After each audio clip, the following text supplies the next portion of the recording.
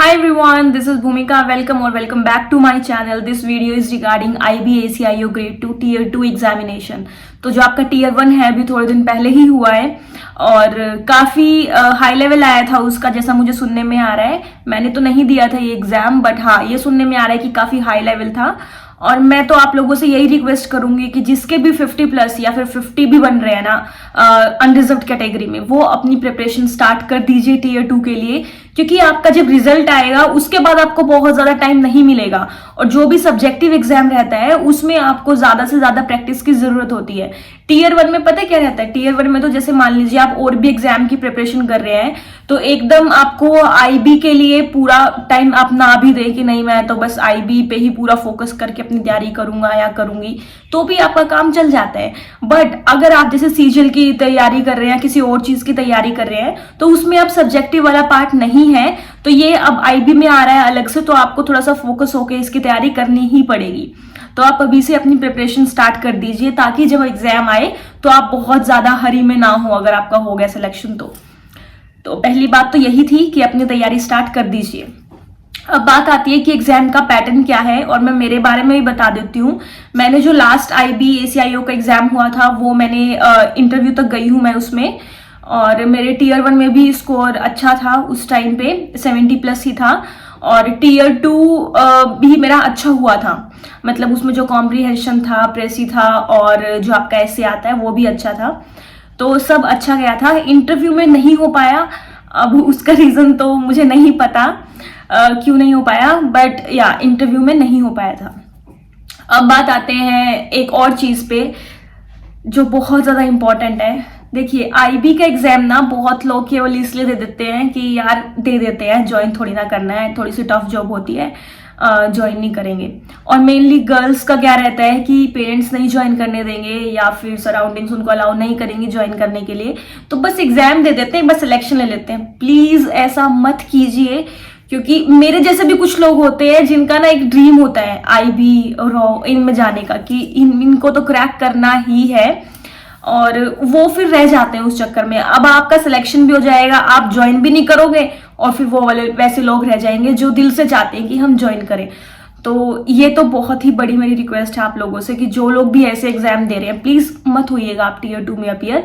आपके ऐसे एग्जाम में जाने के लिए कि हाँ बस दे देते हैं एग्जाम, बहुत सारे एग्जाम है, बहुत ही सारे एग्जाम है, और ये तो इलेक्शन ईयर है, इसमें तो बहुत ही सारे आपको मौके मिलेंगे। तो आप प्लीज कोई और एग्जाम दे दीजिए, ये इसमें मत कीजिए ये सब ना एक्सपेरिमेंट्स।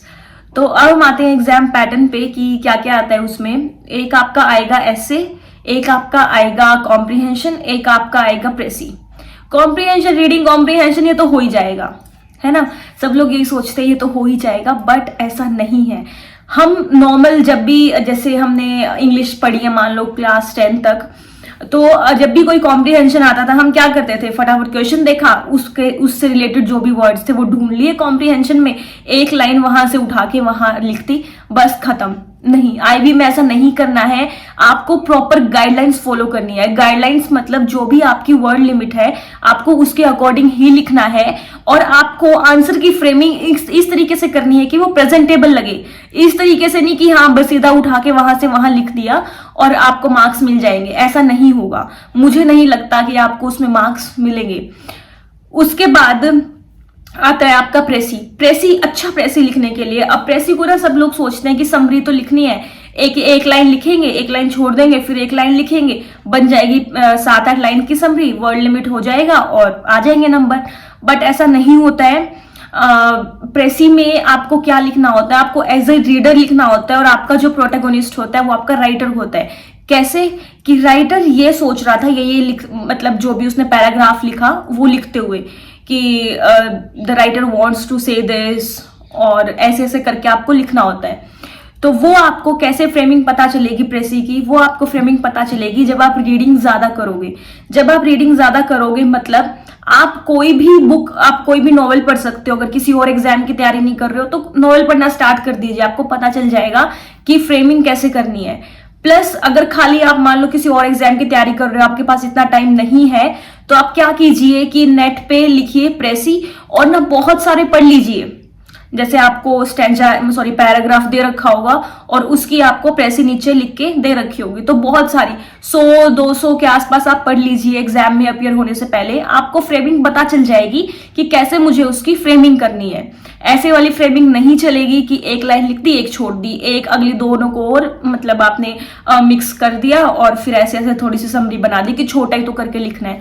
नहीं, ऐसे नहीं होता है। आप प्रॉपर पढ़िए प्रेसी को और फिर आप कंपेयर कर सकते हैं जब आप लिखने बैठोगे कि हम आप क्या गलती कर रहे थे। और एक और बात है कि जैसे जब मेरा एग्जाम था ना IBACIO का, उस टाइम पे क्या हुआ था, अब मुझे याद नहीं है कि कहाँ पे ना हम बहुत सारे लोग थे जो कि सारे ही IBACIO का एग्जाम दे रहे थे। वो सारे लोग कनेक्ट हो गए थे टेलीग्राम पे, अब पता नहीं कैसे हुए थे कनेक्ट, शायद किसी और ग्रुप के थ्रू या maybe some YouTube, I don't remember that, but ऐसा हुआ था कि कनेक्ट हो गए थे वो लोग। तो सब लोग ऐसे लिख के भेजते थे, कोई कुछ ऐसे लिख के भेजता था, कोई प्रेसी लिख के भेज रहा है, कोई प्रीवियस क्वेश्चन पेपर भेज रहा है, और फिर वहां से जिनका सिलेक्शन हुआ Tier 2 में इंटरव्यू के लिए, वो फिर इंटरव्यू की तैयारी भी करते थे कि शाम को रोज वॉइस कॉल करते थे सब मिलके और फिर डिस्कशंस करते थे जो भी करंट में टॉपिक्स चल रहे थे उनके। तो आप लोग भी ऐसे कर सकते हो। जैसे मान लीजिए आज एक वीडियो अगर अपलोड होगी तो नीचे लोग बता देंगे कि हम दे रहे हैं, अपियर होने वाले हैं Tier 2 के लिए या तैयारी कर रहे हैं, तो आप लोग सब एक अपना ग्रुप बना सकते हो। आप बोलोगे तो मैं बना दूंगी आपके लिए ग्रुप, और फिर वहां पे आप लोग अपने डिस्कशंस कर सकते हो, तैयारी कर सकते हो। अब बात आती है सबसे इंपॉर्टेंट एसे की। ऐसे ही आपको पीछे करेगा और ऐसे ही आपको एज दिलवाएगा, ये दोनों चीज आपको ऐसे ही दिलवाएगा। रीडिंग कॉम्प्रिहेंशन और प्रेसी, इसमें फिर भी सबके मार्क्स जो है वो सेम से ही रहेंगे, लेकिन ऐसे ही आपको आगे लेकर जाएगा सिलेक्शन तक, जो कि आप फिर इंटरव्यू देने जाओगे वहां तक। अब ऐसे को कैसे इंप्रूव करें? कुछ कॉमन कोट्स होते हैं, कुछ थॉट्स होते हैं। आप नॉर्मल डेली लाइफ में, जैसे एजुकेशन के ऊपर है कि एजुकेशन बहुत पावरफुल वेपन है, वो चेंज कर सकता है सोसाइटी में।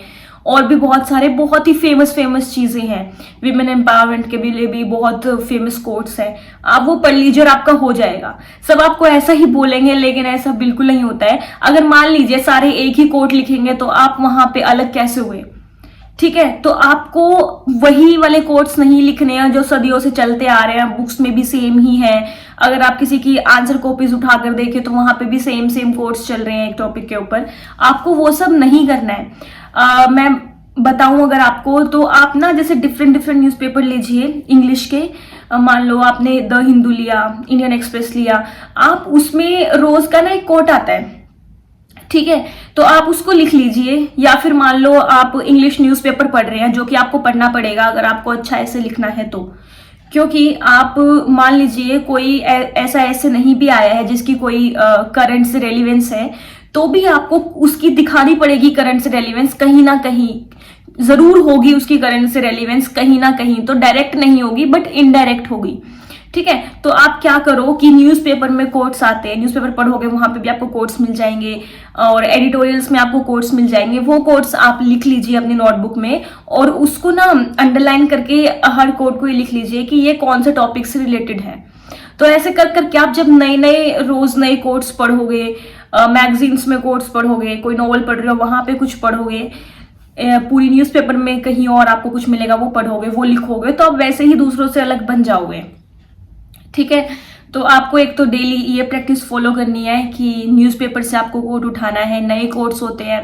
आप और भी जैसे एडिटोरियल से उठाना है, वहां पे भी नए कोट्स होते हैं। एक तो कोट्स आपको वहां से और आपको अपने ऐसे में कोट इंक्लूड करना ही करना है। दूसरी चीज आती है फ्रेमिंग की। तो फ्रेमिंग में भी मैं आपको प्रेसी जैसा ही बोलूंगी, जितना हो सके उतना रीडिंग दीजिए।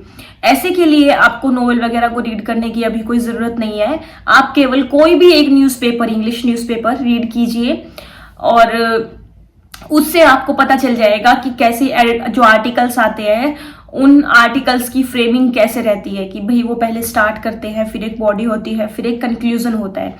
ठीक है, ऐसे करके आपको हर चीज में करना होता है। प्लस आप अपने ऐसे में, जैसे मैंने वो वाला लिखा था लास्ट टाइम, मैं एक बार बताती हूँ आपको, 5 ऐसे आए थे, तो मैंने जिस पे लिखा था वो था what 7 decades of freedom have taught us. तो मैंने ना जैसे जो मेरे ऐसे की स्टार्टिंग की थी वो मैंने एक फ्लो चार्ट से की थी।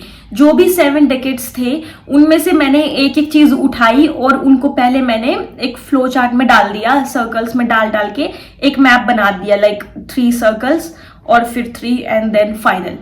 ठीक है, फाइनल जो हमारा डेकेड है उसमें अब क्या क्या चल रहा है और क्या क्या हुआ है, तो मैंने स्टार्टिंग मेरी वहां से की थी। तो मुझे ऐसा लगता है एक छोटा सा एज तो मुझे मिला ही होगा इस चीज का, बाकी नहीं भी मिला होगा तो आप लोग भी करके देख लीजिए, पता चल जाएगा हमें कि मिला था कि नहीं मिला था। बाकी हाँ, ऐसा बोलते हैं कि फ्लो चार्ट से आपको सही रहता है। अगर आप फ्लो चार्ट बना के अपना ऐसे लिखते हो, उसकी फ्रेमिंग पता चल जाती है एग्जामिनर को कि आप आगे क्या कहना चाहते हो। तो अपने ऐसे में जरूर ये चीजें इंक्लूड कीजिएगा कि आप पहले ही कोई फ्लो चार्ट बना रहे हो, या फिर अगर मान लो आपको टाइप्स दिखाने हैं तो उनको एरो मार्क करके दीजिए, बजाय कि इसके कि डायरेक्ट आपने लाइन में लिख दिया, या फिर उनकी आप बुलेट मार्किंग कर सकते हो, 1 2 3 करके लिख रहे हो, तो ऐसी चीजें सही रहती है। वर्ड लिमिट को आपको एक्सीड बिल्कुल भी नहीं करना है। हमें लिखते लिखते पता नहीं चलता है हम कितना ज्यादा है कितना कम लिख रहे हैं, तो इसकी आपको पहले से ही प्रैक्टिस करनी होगी। और इसलिए मैं बोल रही हूँ, अगर आपको पेड बैचेस नहीं लेने हैं किसी जगह के, मत लीजिए, एक ग्रुप स्टडी कीजिए, आप कोई भी एक ग्रुप बना लीजिए और उसमें आप फिर फर्दर एक दूसरे की चेकिंग कर सकते हैं और आपको पता चल जाएगा आप कहाँ पे लैग कर रहे हो। तो यही सारी चीजें थी। एक बार मैं दोबारा से पूरी समरी बता देती हूँ कि आपको रीडिंग कॉम्प्रिहेंशन के लिए आप प्रैक्टिस कीजिए रीडिंग कॉम्प्रिहेंशंस की। डायरेक्ट नहीं लिखना है आपको कि बस एक लाइन उठा के लिख दी, नहीं, अपने अकॉर्डिंग उसकी फ्रेमिंग कीजिए। प्रेसी के लिए ऑनलाइन आप प्रेसी डाउनलोड कर सकते हो, आपको 100-200 प्रेसी पढ़नी ही पढ़नी है, फिर आप लिख के दीजिए और लिख के देखिए और फिर किसी से भी चेक करवा सकते हो। ऐसे के लिए आपको न्यूज़पेपर पढ़ना है, कोट्स आपको नए नए लिखने हैं, फ्लो चार्ट बनाना है और न्यूज़पेपर में जो भी आर्टिकल्स आते हैं उनसे आपको फ्रेमिंग देखनी है कि फ्रेमिंग होती कैसे है। और इन सब के लिए आप एक ग्रुप बना सकते हो, ग्रुप स्टडी कर सकते हो, किसी से चेक जरूर करवाइए, खुद ही लिख के खुद ही चेक नहीं करना है, ठीक है, ये नहीं रहता है। तो आप ऐसे कीजिए कि एक ग्रुप स्टडी कर सकते हो। यही सब चीजें थी टीयर 2 की प्रिपरेशन के लिए। अगर आपका अभी भी कोई डाउट बचा है तो you can mail me and you can ask me in the comment section also and thank you so much for watching my video.